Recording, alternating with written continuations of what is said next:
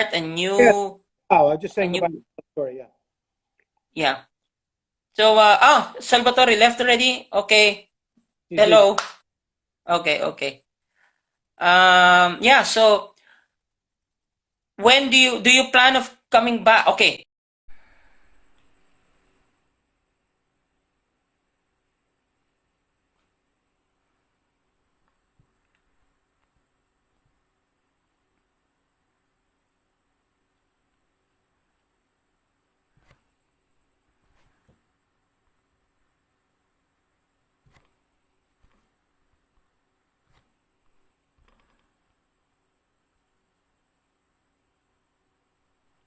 Okay, guys, sorry, welcome. So it is we're extending our IG live with Dale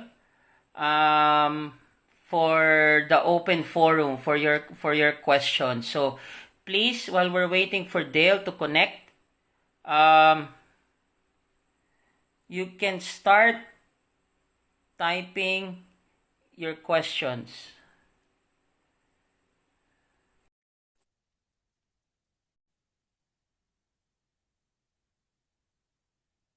Okay, we will connect. Yeah, okay, welcome back. Welcome back, Dale.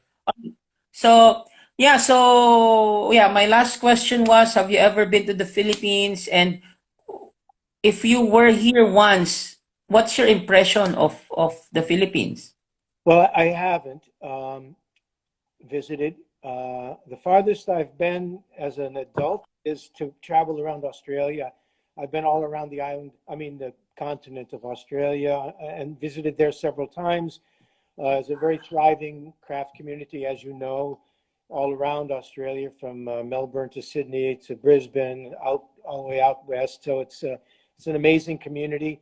I know a lot of those guys go over to the Philippines. They go to Hong Kong. They go to Shanghai.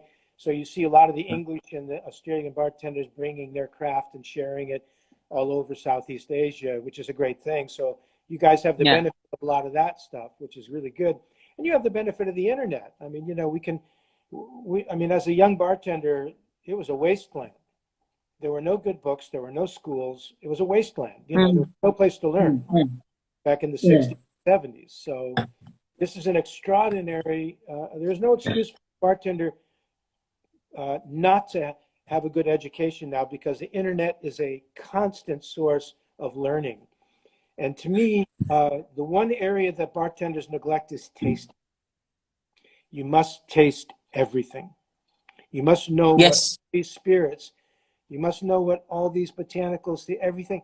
Without that library of flavor up here, how can you be a good chef of the bar? You need to take on a regular basis. This is a skill. It's not something that some people have and some people don't. No, Yeah. this is a Yeah. skill. Tasting is something you can develop. You have to practice to get good at it. And you have to build Yes. a library of flavors and aromas up here to help you do Yes. that. And Yeah. you Especially can't now. I mean, taste. no, I'm probably well. Okay. Before I ask my personal questions, let us read a few questions from our friends. There's a lot here. Hold on. Let me just check. Find the ones that have a general appeal. Sorry. The questions that have a general appeal. That Yeah, yeah, yeah, yeah. yeah. Of course. Let me just scroll down. I'm also not that techie. I tried Zoom once, but I think that's the most applicable thing to do in this type of format. But I haven't really been, I would say, adapt to it. Okay, here's one question. What is your take about? Wait, it disappeared. What is your take about? There's this ongoing debate about a mixologist versus a bartender. When did that come about? I mean, Okay. I I think I got to take the rap for this. I what? started using the word mixologist in 1984 to describe myself at the Rainbow Room. Uh, I did it for a reason. I found the word, by the way, in the 19th century cocktail books. You couldn't find it at that time. It wasn't even in the dictionary. It was not even in the dictionary of slang. in 1986 and 87 when I was preparing for the Rainbow Room. But I found it in the old books that I was doing research in, and I said, okay, I'm doing something at the Rainbow Room that hasn't been done almost since the 19th century. I'm using cocktail recipes from the 19th century. So I'm going to call myself Master Mixologist. And I did it for a reason, because the first time I talked about it, my bartender friends were like, oh, Mr. Dale, he's got to be a master mixologist. What's the matter? Bartender's not good enough for you? And I said, no, not the idea. The idea is this. If I call myself a master mixologist, every newspaper, every magazine, every TV, they're going to say, what is this thing, master mixologist? So I had the opportunity to have more visibility by virtue of Yeah. I called myself a master mixologist. I didn't do it because I was trying, I did it because I wanted people to know that what I was doing was different from what everyone else was doing at that So it was a time. And marketing. It was a marketing move. So you're responsible for that mixologist term, huh? yeah, yeah, yes. Okay, so now we know. But it So worked. now we know. I mean, It gave me the visibility that I needed at the time. yeah. No, I mean, no. A point taken. In fact, me, I consider myself as a bartender, but I know how to mix drinks, and I know how to maybe mix drinks more than the usual bartender would mix drinks. So Well, it's you know what something else? because now. You know what Oh, else? sorry. There's another side to this. Uh, Mm. the profession in the United States was badly damaged by Prohibition, badly damaged, because during Prohibition, all the alcohol beverage was served, imported, sold, and the outlets, the speakeasies, the clubs during Prohibition were all owned by gangsters. All distribution was by gangsters. So when the Prohibition ended, those people didn't disappear, they just went legitimate. So no one in those first decades after Prohibition viewed the alcohol beverage industry as a very pleasant place for their children to find a profession. It was really decades before the profession was revived as a legitimate place for a young person who wants a professional career to go. So at the Rainbow Room in 1987, I think one of the things that we did at that bar was make people understand that the profession of bartending had returned. Does that make sense? Okay. Yes, of course. In fact, that's why I mean, just to add on to that,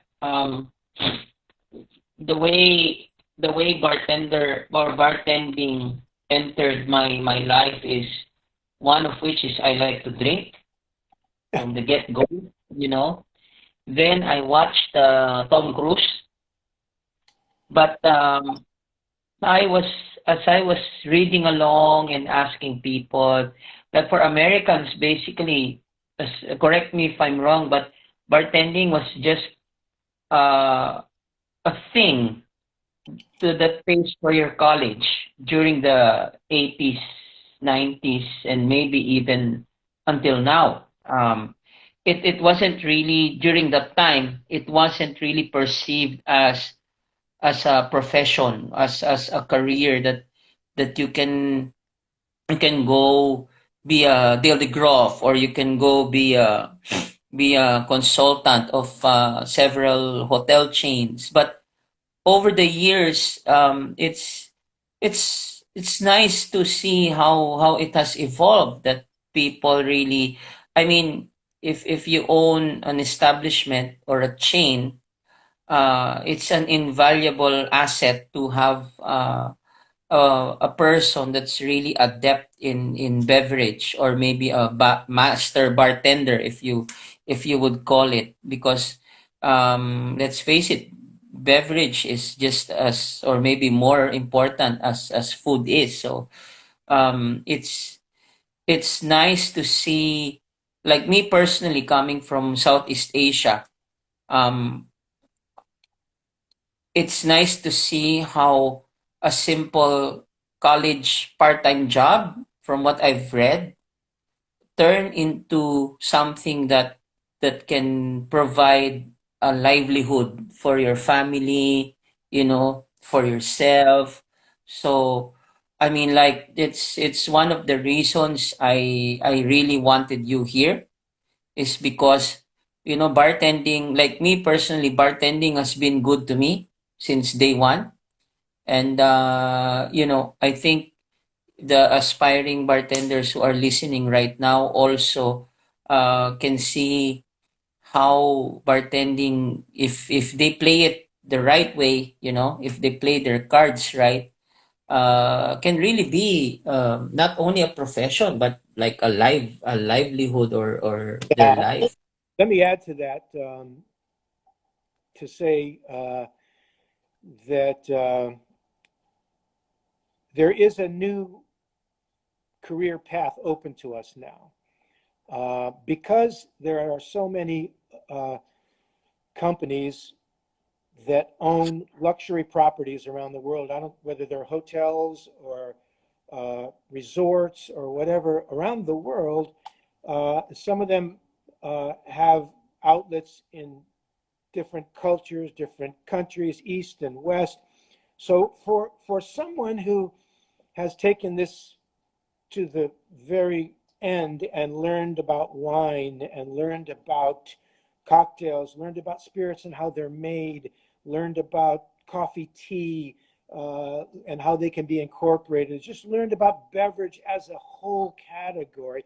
For somebody who has that knowledge, you can command the highest salaries in the hospitality sector by being the person at these international companies that own these resorts that need people to develop beverage programs across the world, across cultures, and understanding the spirits of Japan and Korea and China, and as well as they understand the spirits of the United States and Europe.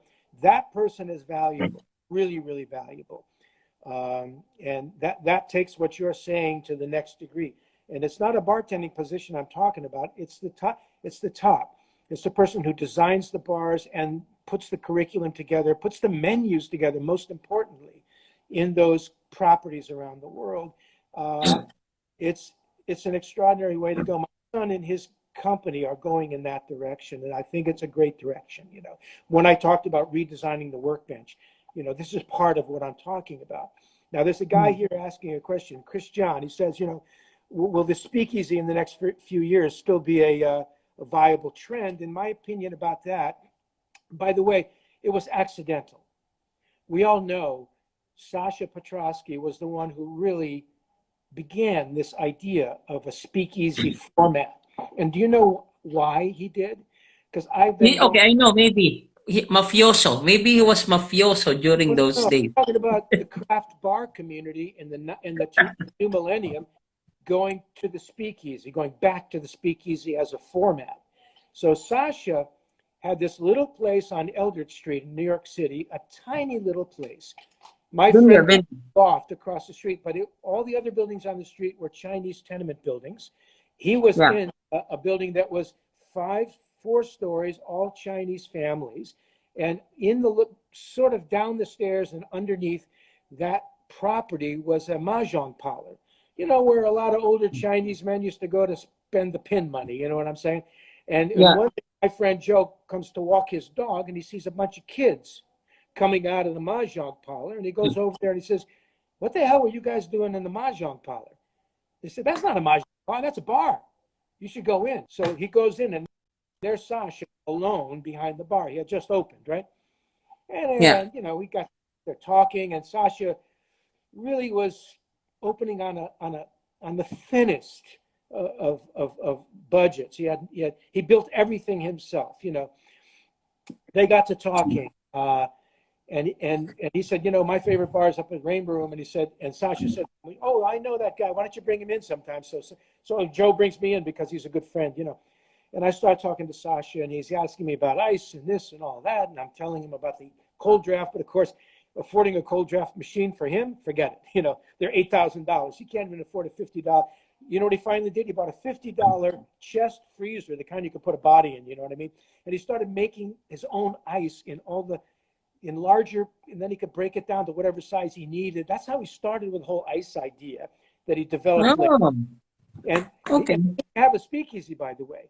His doors were open, but he didn't put a sign out because he didn't want people to bother the neighbors. He was a very principled guy, Sasha. Yeah. So he was very, very solicitous of the neighbors, and they didn't even want a bar to open there, but told the landlord, don't worry, I'll really, really take care of the neighborhood.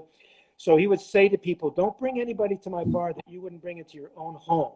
And he would also say, please don't write about this. You know, like if anybody came in and they were a journalist, he said, number one, I'm starting out, I'm figuring this all out, and I don't want too many people here. It was tiny. It was tiny, Richie. There were really no stools at the bar.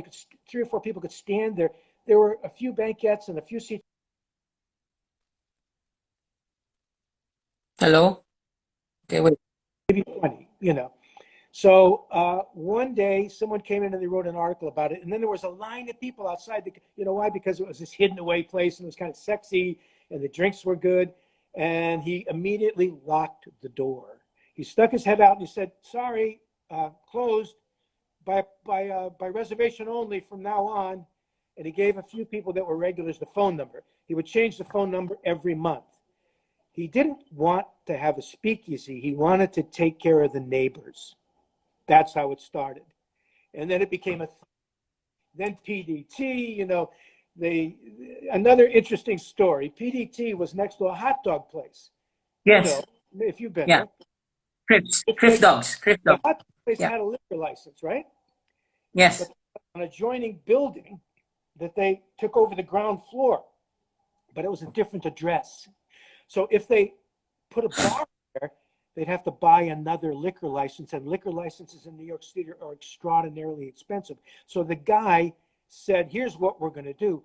We're going to knock a hole through the wall, and we're going to use the existing liquor license. But as soon as they punch a door in the front of that building, it's a separate business, and you got to have a separate license. So by using the license that was in the hot dog joint, they saved hundreds of thousands of dollars. And so they put So a are you phone. talking, is that Jim Meehan? You're talking of Jim Meehan? Yes, going through the Okay. phone to get into the building next door that had the bar, PDT. They didn't put a door on the street because it would have been way, way too expensive to buy another liquor license. So that was a kind of an accidental speakeasy too, in the sense that they simply couldn't afford to. But then they thought, well, let's make it sexy. You know, we'll have the phone booth, and you have to dial a number to get in. You know. So this Yeah, speakeasy. that was tough. Now I here's mean, I have, to answer Christian's question. Here's the downside of the speakeasy. yeah. How do you make, when you got 25, 30 seats, how can you ever go beyond a certain gross income? It's not a great business plan unless you can figure out a way to do it on a larger scale. So it's a good way to start, because you don't need to build out a big kitchen, and you don't need to, you know, it's a good way to get into the business. But Sasha's idea was to move into larger and larger places. He didn't want to end up speaking, he wanted to end up with a big bar where he could make some money, you know, and pay his employees and get health insurance for them. He was an interesting character, Sasha. We miss him very much. Yeah, I mean, I read Sasha's book. I mean, during those days, he didn't have a choice because of the rental there was really outrageous. And in fact, if I'm not mistaken, I was there now when it was Ataboy. I was there when it was Ataboy already, and Exactly. I mean, you know, for Still, for what it's it's a worth. bar. Sorry. It's a bar. It's a good Yeah, bar. yeah, yeah. But I mean, the New York. That's what I'm saying. The New York scene is pretty diverse. We're in. If you really wanna go, if you have a concept in mind, you know, I wanna go to the posh bar. So I know where to go. I wanna go to the easy chill bar. Then I go to this area. So I wanna go to the touristy bar. So I go to this area. I mean, that's the impression basically I had, and there's a variety. I mean, I was surprised, and when I went to, I'm pretty sure it's still open. Jupiter Disco, right, in Yeah. Brooklyn. Even and Leo. Well, Leo brought me there, and it was just pretty chill concept, you know. I mean, we have a lot of those kinds of bars in here in the Philippines, so Yeah. it's Yeah. You it's know what? it's The business plan is what it needs to be. I mean, what's your budget? You know, to me, trying to open a bar in New York City is insanity. It's insanity. You yeah, could actually be an owner in Cleveland, Ohio, or in Columbus, Ohio, or in Indianapolis, Indiana. But in New York City, you'll never be an owner because, first of all, no one can afford the real estate unless they're extraordinarily wealthy. And if you bring partners in, the partners are the owners, and you have like less than 5%. 5% would be a lot. So what are you doing? You're buying yourself a job, is what you're doing. You know, yeah, you're not really an owner. Ask Julie yeah, Reiner and her partner Susan, her wife Susan. They'll tell you what it's like to be an owner. They are finally owners out in Brooklyn, but it took them years to get where they are. They started out at that wonderful place, Flatiron Lounge on 19th Street. They weren't really yeah. owners. They had a tiny percentage. You know, they were the draw. Audrey's a draw at Pegu Club, but she's not really an owner in the sense that he has a piece of this place that's valuable, you know. So to me, I would say to young bartenders, get out of the big city. Be your You can afford real estate in some of these smaller towns. You can be an Yeah. owner, and there are craft bars in every medium city in America now. You don't need to be in New York. You know, to me, it's insanity to be in New York. Uh, that's the first advice that I would give. You know. Yeah, no, I mean, same thing happens here because basically, we have two major central business districts wherein most of the famous bars are in now, but like Makati and BGC. But I They're believe there's different cities affordable. with cheaper, yeah, cheaper rentals and real estate and whatnot, and pretty good density. Well, what do you call it? Population.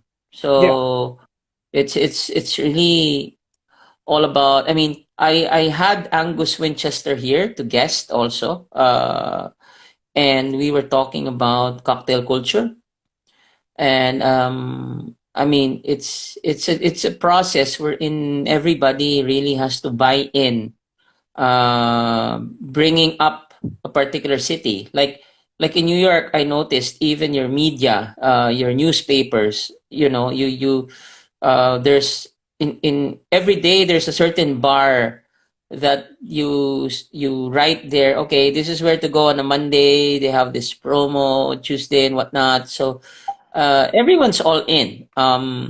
We haven't really reached that yet. Again, it's my personal opinion based on observation, but there is a lot of potential still to grow the bar business in every city and not just concentrated on a few ones. yeah. I would Yeah, say after COVID-19, there will be life after COVID-19. Believe me, there will be. But this is the time when I think we need to rethink location. We need to rethink uh, concepts. The best concept for a beginning property to me is small bites and cocktails. What Kenta Goto is doing with his wonderful place called Goto's. Uh, he's got yeah, some He's got some street food that his mom taught him how to make. He's got great cocktails. He worked at Pego Club and really polished up his cocktail skills. He's got it's a small place, but you know, he's got the food thing and he's doing it in a small pantry. He didn't have a big build out of a kitchen. So if you want to get started in a medium city where real estate is affordable, small bites and cocktails in a small pantry, you don't have a big chef, you don't have a lot of waiters, the food is easy to prepare but really good, and comfort food. That to me is a great way to get into the business as a person. So stay away from the high price real estate. Stay away from the real fancy build out. Stay away from that stuff and do what Sasha did. Sasha opened on a few $100s, and he became an international celebrity. He opened a little tiny place that was a mahjong parlor, and he did something that was different and interesting. And that's why he is the person that he is. He took, and he never, he was independent thinker. He didn't buy a garnish tray with a little plastic inserts inside. He built himself a stainless steel box with holes in the bottom where he could have ice that would drain itself and he could keep the garnishes cold. It was brilliant. It was lit from underneath because he was thinking independently. He didn't just go to the bar store and buy all the stuff, you know. He designed his own bar and built it. So think independently, start small, don't go crazy with the build out, make great cocktails and have really interesting, comfortable food. And make it possible for yourself to get a good start and do it in a place where the real estate is reasonable. I think I'm going to have to leave you now, Richie. All right. Yeah, all good. Because I know you're still having lunch. You're gonna have lunch. Yeah, yeah. All right. I mean, we pretty much answered most of the questions here with regards to trend and whatnot. Maybe just a quick one. What's your take about guest shifts? Are you anything about guest The shifts? coolest thing ever. Jerry Thomas did guest shifts all around the world in the 1870s, 80s, 60s, and 70s. He was guest shift in London. He worked in St. Louis. He worked in New Orleans. He worked in San Francisco. Yes, I'm all over it. I'm all over moving around and learning your craft from a lot of different people. It's smart, and when you're young and you can do it, do it. Absolutely. Different cultures. Go to High Five and work with Wayno-san. You know, go to London and work with some leading bartender. Do whatever you can do. Go to New York and do a shift with Kenta behind the bar at Bar Goto. You know, learn other people's techniques. Yes, get out there, learn your craft on the road, and really, I think it's a brilliant idea. You know, and not only that, when you get into other people's cultures, you become much more rounded person and much more. When you have your own place, you're so much more in touch with people and cultures that you can be a real great host, you know. Nice. Okay. So maybe do you have final promotion? You wanna promote something, or maybe a final message to everyone here in the Toma session? I want to say that for you bartenders who are really hurting, I know in the United States, at the United States Bartenders, usbg.org, there is money for bartenders. Many of the big drinks companies have given millions, and it's being distributed by the United States Bartenders Guild. Get out there and get a piece of this. If you guys are hurting, you're out of work, don't be shy. You know, the money is there. Take advantage of it. These are hard times. So, you know, don't let your pride stand in the way when there's money from big suppliers for just that purpose. You know, do some research. You'll find a lot of it out there, and put your applications in. These are difficult times. You need to get through them. All right. Stay safe, everybody. Stay healthy. All right. So thank you very much, Dale. Again, it's an honor to have you here. Let's keep in touch. And regards to the DeGroff family. Okay. So thank you very much. Enjoy your lunch and keep safe. Ciao. Bye-bye. All right. Ciao. And ladies and gentlemen, thank you for staying with the Toma Sessions. It's really a special day. Despite the extended enhanced community quarantine. So I do hope you learned something from that short chat with Dale DeGroff. I myself learned a lot. I mean, the New York scene is just one of the many cities in America. But of course, there's still other countries all over the world. But Dale DeGroff is such an icon. I mean,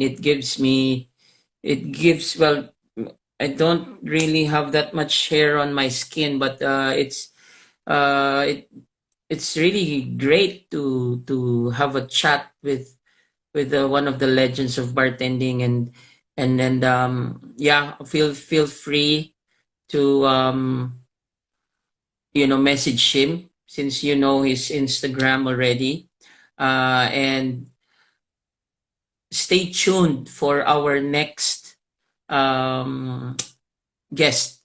So yeah, I think that's it. We did cover a lot regarding Dale DeGroff. Now, well, of course, he didn't mix drinks because obviously in New York it's 12 noon right now, so he's gonna have his lunch, and actually they're going to move. They're leaving New York for a different city for obvious reasons, and of course, it was a family decision, I think. And yeah, stay tuned for the next Toma session. Please keep posted. Again, this is Richie Cruz of Cobbler and Center for Bartending Tourism Academy. Have a good night and tagay hanggang mamatay.